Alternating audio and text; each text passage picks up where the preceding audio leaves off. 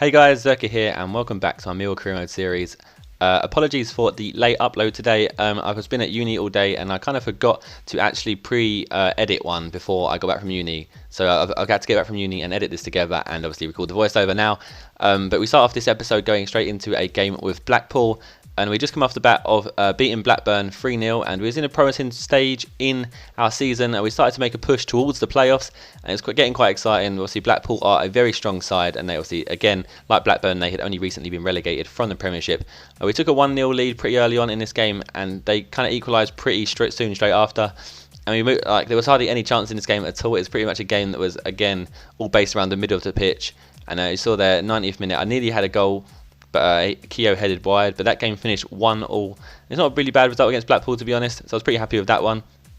And we move into our next game against Burnley, and luckily Burnley don't actually have Austin. I don't know if he's been sold, Charlie Austin that is. I don't know if he's been sold to someone or if he's just injured, but he wasn't in the team sheets. That's obviously a positive because that is probably Burnley's strongest player, and we got off to a really good start in this game. Taylor just passed it across to Wallison, and Wallison tucks it home into the bottom right from the edge of the area to put us 1-0 ahead before even 30 minutes.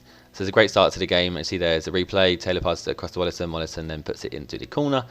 And from there on, I was feeling pretty confident. We had a lot of chances. I saw there another chance just going slightly wide. And we move into the second half. Again, we had lots of chances. Nothing really too interesting to show. But then we get into the 90th minute. And I get a penalty. And it's a really soft penalty. I'm not really sure. I'm going to show you the replay here. Just after we watch this guy getting booked. So yeah, he got booked for that, obviously. It probably would have been a red card if it actually was a penalty from there. You see here, there's a bit of hustle and bustle. And then I just shot and then he gave a penalty. I don't really know why. If I'd fallen over, I'd understand, but I didn't really go over at all, so God knows. But anyway, Wallison tucks that penalty home into the top right corner. And that was Wallison's second goal of the game and our second goal of the game to put us 2-0 ahead. And that game then finished 2-0. So that's also a great result, and that will move us a little bit further up the table and even a little bit closer to the playoffs. We then go into our next game against Bristol City. And Bristol City aren't one of the strongest sides in the Championship, so I was feeling pretty confident going into this game. But within 5 minutes, they put a cross in there, and then he turns my defender, and then turns my other one and passes across. And my slide tackle is just a little bit too late, I believe, and the ball goes underneath the player, and it is passed straight across to Stead, and Stead puts it in. So it put them 1-0 ahead within 6 minutes. And then in the 20th minute, my defender then took out my goalie there, and for some reason I was spamming A to throw it out to the wing, and instead it just threw it straight down the middle, straight towards Bulldog's feet, and Bulldog just put it into the back of the net, and that made it 2-0. And that wasn't really a good boost for me because I was obviously losing 2-0 to Bristol City, who I just said aren't one of the strongest sides in the Championship. So it's definitely a game that we definitely should be winning. As you saw there, Bittencourt managed to make it 2-1 for us with a nice little shot from the edge of the area. And again here, Keogh picks up the ball and shoots to make it 2-0. He turns the defender and shoots and puts it 2-0. I think that's most of the goals I usually score is I get the ball on the edge of the area and then turn. You see here, I get the ball on the edge of the area, turn and then just shoot straight away. And that seems to be a very easy way of scoring in career mode. Seems to be a tactic that I've seemed to employ throughout the time, and it's got better and better, and I've got better at doing it. And you see here, Piazon then makes it 3-2 in the 72nd minute, and that is a great comeback for us, obviously 2-0 down. So we've managed to kind of defy that momentum that I was talking about, where if a team goes 1-0 or 2-0 up against you, it's usually very, very hard to bring it back. And in the 76th minute, about 3 or 4 minutes after I just scored that one, Piazon does a nice Ronaldo chop, cuts the defender, and then slices it into the He then slots it into the bottom corner to make it 4-2, and that's rounded off a great comeback for us, and that game then finished 4-2. And again, a very nice victory, and again that moves us a little bit closer to the playoffs.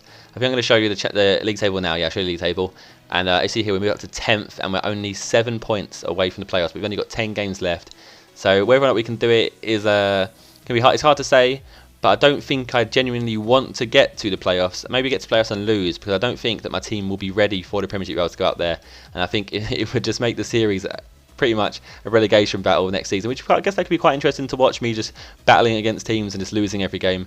But I think the best option I want is for me to kind of do well in this season, just get a nice, decent finish in the top half of the table, possibly not the playoffs, and then throughout the summer build my team a bit stronger, and then work for either an automatic spot next season or maybe a playoff spot next season and move up then, and kind of slowly strengthen my squad and get some players that have good potential, so throughout the season they can improve.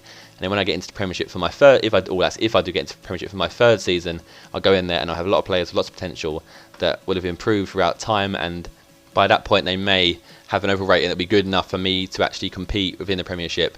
But obviously, if I was to go up via the playoffs this season, there is no chance my team would be anywhere near ready, and it would just be like I'll get slaughtered every week. But I guess I did kind of well in the friendlies against Man City at the start of the season, but you never know. We jump into our next game here against Sheffield Wednesday, and Wallace picks up the ball and puts it into the corner. Within 1 minute of the game even starting, there's pretty much the centre. I kind of passed it out. It's kind of like 3 or 4 passes, and then Wallace picks up on the edge of the area and shot, and that was pretty much a goal, and that's us taking the lead, and that is a great start to have in career mode, especially as I said with momentum. As soon as you score early on, the game is going to be in your favour throughout until either half time or until they manage to score against you somehow on the break. But luckily there, I scored. I think was that my first corner I've actually scored a normal header from straight from the corner. But Porras managed to get his head up and score.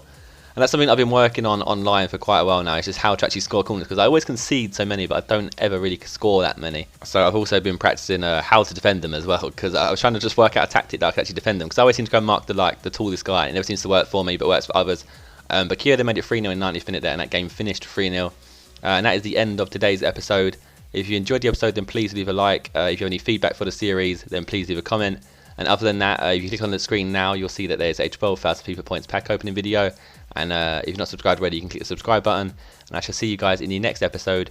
Goodbye.